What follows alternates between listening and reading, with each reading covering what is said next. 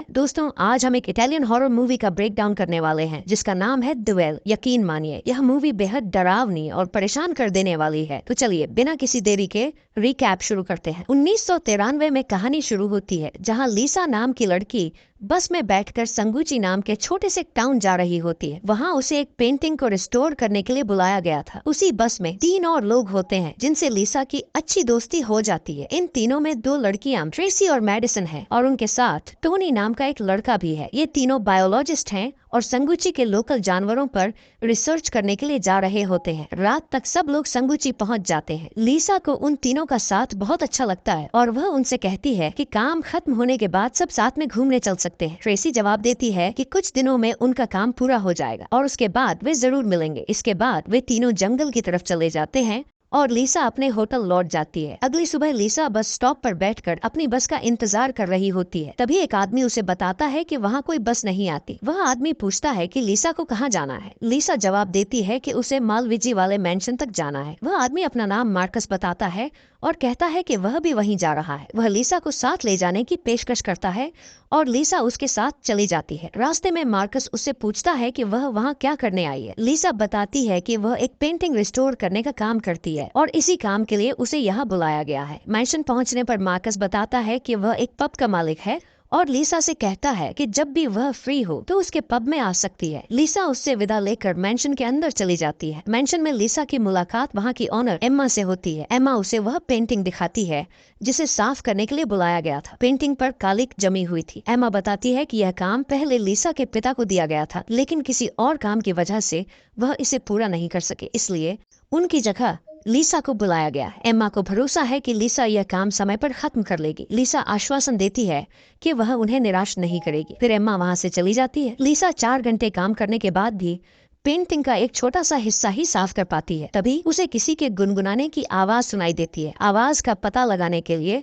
लीसा छत पर जाती है। वहाँ उसे एक लड़की गाना गाते हुए दिखती है। जब लीसा उस लड़की से बात करने के लिए आगे बढ़ती है तो लड़की उसे देखकर डर के मारे भाग जाती है, जैसे उसने कोई भूत देख लिया हो। यह देखकर लीसा उलझन में पड़ जाती है कि वह लड़की कौन थी और क्यों भाग गई। इधर जंगल में टोनी पेड़ पर एक साउंड डिवाइस लगा रहा होता है ताकि जानवरों की आवाजें रिकॉर्ड कर सके। तभी उसे एक अजीब सी आवाज सुनाई देती है जो किसी जानवर की नहीं लगती। वह आवाज का पता लगाने के लिए बाहर जाता है, लेकिन तभी कोई उस पर हमला कर देता है। टोनी की चीख सुनकर ट्रेसी और मेडिसन घबरा जाती है। उन्हें लगता है कि टोनी को कुछ हो गया है। मेडिसन टोनी को ढूंढने के लिए बाहर जाती है और उसे टोनी की टोपी मिलती है जिस पर खून लगा होता है। यह देखकर मेडिसन डर जाती है और वापस जाकर ट्रेसी को बताती है कि वहाँ कुछ गड़बड़ है। तभी कोई पीछे से मेडिसन को पकड़ लेता है जिससे ट्रेसी बुरी तरह डर जाती है। ट्रेसी कुछ समझ पाती इससे पहले ही कोई उसे भी मारकर बेहोश कर देता है। जब उसे होश आता है तो वह खुद को एक जेल जैसी जगह पर पाती है। वहाँ टोनी और मेडिसन भी लोहे के लॉकर्स में बंद होते हैं। वह जगह बहुत गंदी थी। चारों तरफ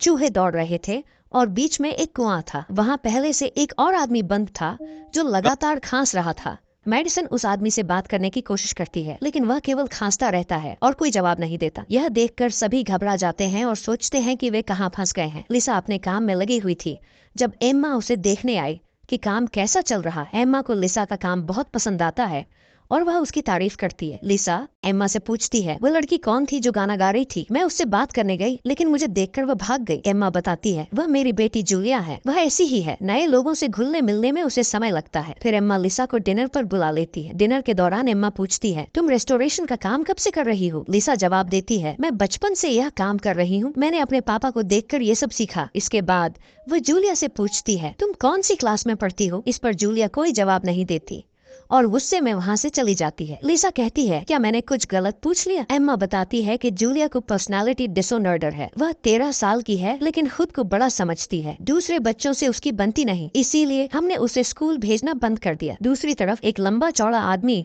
अचानक उनके सामने आता है जो मानसिक रूप से अस्वस्थ लगता है। वह अजीब सी आवाजें निकाल रहा था और जॉम्बी की तरह चल रहा था। टोनी उस पर चिल्लाकर कहता है तुम कौन हो और हमें यहाँ बंद क्यों रखा है। लेकिन वह आदमी कोई जवाब नहीं देता। वह कुएं के पास जाता है और रस्सी से बंधा एक बर्तन कुएं में डालकर कुछ निकालता है। टोनी फिर से उस पर चिल्लाने और गालियां देने लगता है, लेकिन वह आदमी गुस्से में टोनी के पास आता है और उसे बेरहमी से मारता है। बाद में वह एक बटर नाइफ से टोनी की पीठ चीर देता है और उसे उठाकर कुएं में फेंक देता है। वहाँ से टोनी की दर्द भरी चीखें सुनाई देती हैं। लिसा जब पेंटिंग को रिस्टोर कर रही होती है तो उसे एक भयानक मॉन्स्टर की शक्ल दिखती है। जब वह पेपर कटर से उसका चेहरा साफ करने की कोशिश करती है तो अचानक उसका हाथ कट जाता है। हालांकि वह बैंडेड लगाकर फिर से काम में लग जाती है। तभी कमरे में अचानक से लाइट चली जाती है और लिसा के पिता वहां आते हैं। वह लिसा से कहते हैं, मैंने तुम पर भरोसा करके गलती की, और फिर एक कट्टर से अपना गला काट लेते हैं। यह देखकर लिसा डर जाती है, लेकिन अगले ही पल वह यह समझती है कि यह सब उसकी कल्पना थी। इस बीच लॉकअप में पहला आदमी उन लड़कियों से कहता है कि उसे बाहर निकलने का रास्ता पता है। वह कहता है कि अगर वह बाहर निकल गया तो मदद लेकर आ सकता है,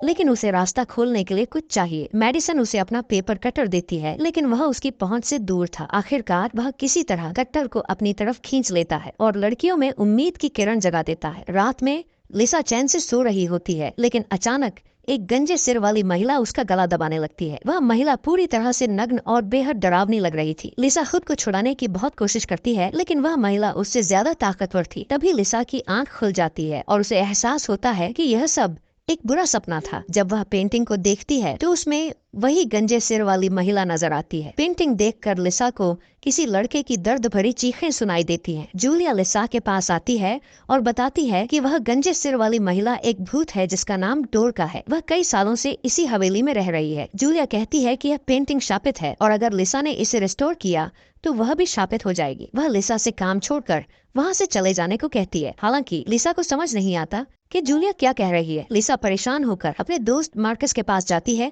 और कहती है, मुझे यहाँ से जाना है, यह जगह बहुत अजीब है और मुझे डर लगता है। मार्कस उसे समझाता है कि यह सब उसके काम के तनाव की वजह से हो रहा है। वह उसे भरोसा दिलाता है कि वह अपना काम पूरा कर लेगी और उसके पिता को भी उस पर गर्व होगा। लेकिन लिसा की बेचैनी बढ़ती ही जा रही थी। सोने से पहले लिसा तनाव कम करने के लिए दवा लेती है। तभी टब के पास किसी लड़की के रोने की आवाज आती है।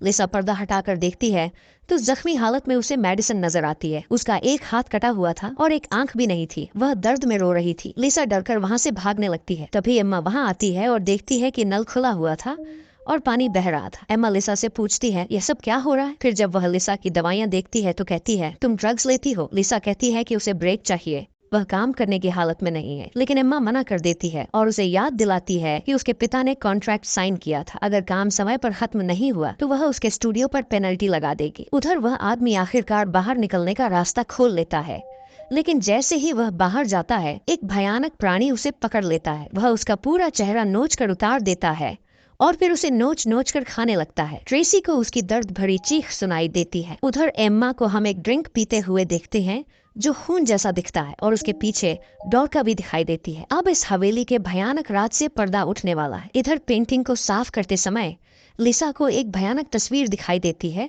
जिसमें एक लड़की की बलि दी जा रही थी। तभी घबराई हुई जूलिया वहां आती है और उसे पेंटिंग का काम करने से मना करती है। फिर वह पूरी बात बताती है कि यह पेंटिंग 1493 में बनाई गई थी, जिसमें उस समय की सबसे भयानक घटना को चित्रित किया गया है। उन्होंने बिली नाम की एक लड़की की बलि दी थी गुरोन नाम के एक दानव को बुलाने के लिए, ताकि वह उसे अपने वश में कर सके। हम देखते हैं कि डोरका और एम्मा दोनों ही चुड़ैलें हैं जो कुछ मंत्र पढ़ रही होती है और गुरोन उनके सामने समर्पण कर देता है। जूलिया बताती है कि मेरी माँ ने इस श्राप को फिर से जिंदा किया था ताकि गुरोन का खून पीकर वह हमेशा जवान और सुंदर बनी रह सके। मुझे भी एक श्राप दिया गया था। उस समय मेरी उम्र 13 साल थी और तब से मेरी उम्र रुक गई है, लेकिन इस श्राप का असर आज खत्म होने वाला है। उस रात रेड मून की रात थी और आज भी रेड मून की रात है। अगर आधी रात से पहले चांद की रोशनी पूरी तरह से रिस्टोर्ड पेंटिंग पर पड़ गई तो श्राप फिर से अगले 500 सालों के लिए जिंदा हो जाएगा। जूलिया लिसा से कहती है, पेंटिंग का काम बंद कर दो, लेकिन लिसा को लगता है कि वह सिर्फ कहानी बना रही है। लिसा कहती है, तुम्हारी इमेजिनेशन बहुत बढ़िया है, लेकिन मुझे यह काम आज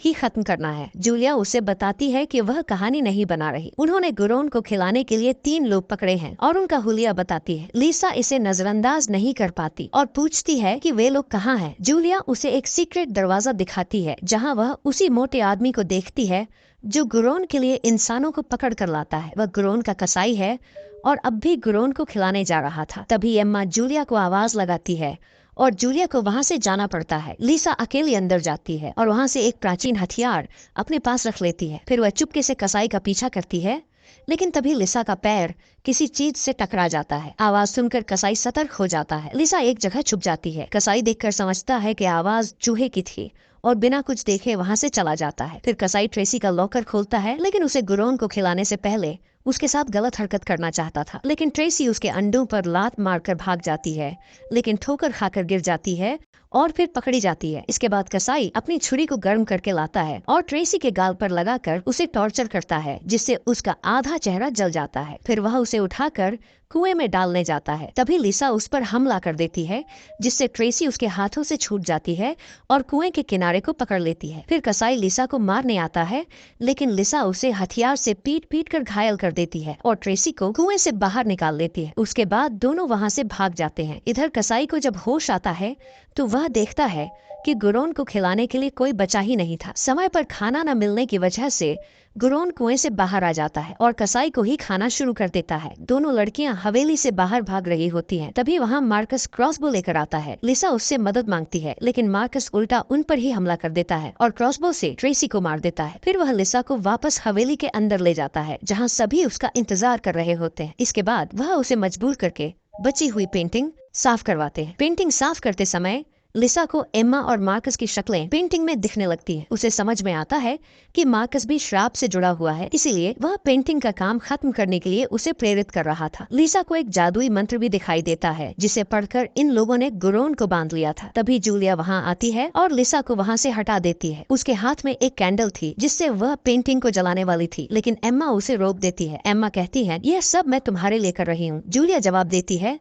नहीं, यह आप अपने लेकर रही हैं। आपकी वजह से मेरी आत्मा एक बच्चे के शरीर में कैद है और मुझे एक श्रापित जिंदगी जीने पर मजबूर कर रखा है। एम्मा मार्कस से कहती है, जूलिया को ही मार दो, लेकिन तभी लिसा बीच में आ जाती है और मार्कस के मुंह पर पेंटिंग वाला सॉल्यूशन फेंक देती है। गुस्से में एम्मा मार्कस से क्रॉसबो लेकर लिसा को मार देती है। फिर वह जूलिया को मारने जाती है, लेकिन तभी आधी रात का समय पार हो जाता है। पेंटिंग पूरी तरह से रिस्टोर न हो पाने की वजह से श्राप खत्म हो जाता है। सभी तड़पने लगते हैं, उनके मुंह से खून निकलता है और वे अचानक बूढ़े होकर राख में बदल जाते हैं। तभी जूलिया को भी कुछ होने लगता है। वह लिसा से कहती है, मुझे माफ करना, मैं तुम्हारी मदद नहीं कर पाऊंगी, मुझे अब जाना होगा। फिर वह भी बूढ़ी हो जाती है, लेकिन खुश होती है क्योंकि उसे श्रापित जिंदगी से छुटकारा मिल गया था। वह भी राख में बदल जाती है। लिसा किसी तरह खुद को संभाल कर वहाँ से जाने लगती है, लेकिन तभी गुरोन वहाँ आ जाता है। लिसा तुरंत दरवाजा बंद करके पेंटिंग की तरफ भागती है और मंत्र वाले हिस्से को साफ करने लगती है। गुरोन दरवाजा तोड़कर अंदर आ जाता है, लेकिन तब तक मंत्र स्पष्ट हो चुका होता है। लिसा उस मंत्र को पढ़ती है, जिससे गुरोन तड़पने लगता है। 30 साल बाद हमें दिखाया जाता है कि पेंटिंग पूरी तरह से रिस्टोर हो चुकी है और लिसा उस हवेली में रह रही है, लेकिन 30 साल बाद भी वह जवान ही दिख रही थी। कुएं वाली जगह को उसने एक लैब में बदल दिया था, जहां उसने गुरोन को कैद करके रखा था। वह गुरोन के खून को राष्ट्रपति जैसे बड़े लोगों को बेचकर अपना बिजनेस चला रही थी। शायद उसने गुरोन को बिना इंसान खिलाए जिंदा रखने का तरीका भी ढूंढ लिया था। अब आप लोग सोच रहे होंगे कि लिसा इतनी कैसे बदल गई। जैसा कि जूलिया ने कहा था, श्रापित पेंटिंग को रिस्टोर करोगे तो तुम भी श्रापित हो जाओगे। ये उसी श्राप का असर था। वह श्राप लिसा की अच्छाई को खा गया और वह भी उन लोगों की तरह एक बुरी इंसान बन गई। तो दोस्तों, यह थी ड्वेल मूवी की एक्सप्लेनेशन। उम्मीद है कि वीडियो आपको पसंद आई होगी। फिर मिलेंगे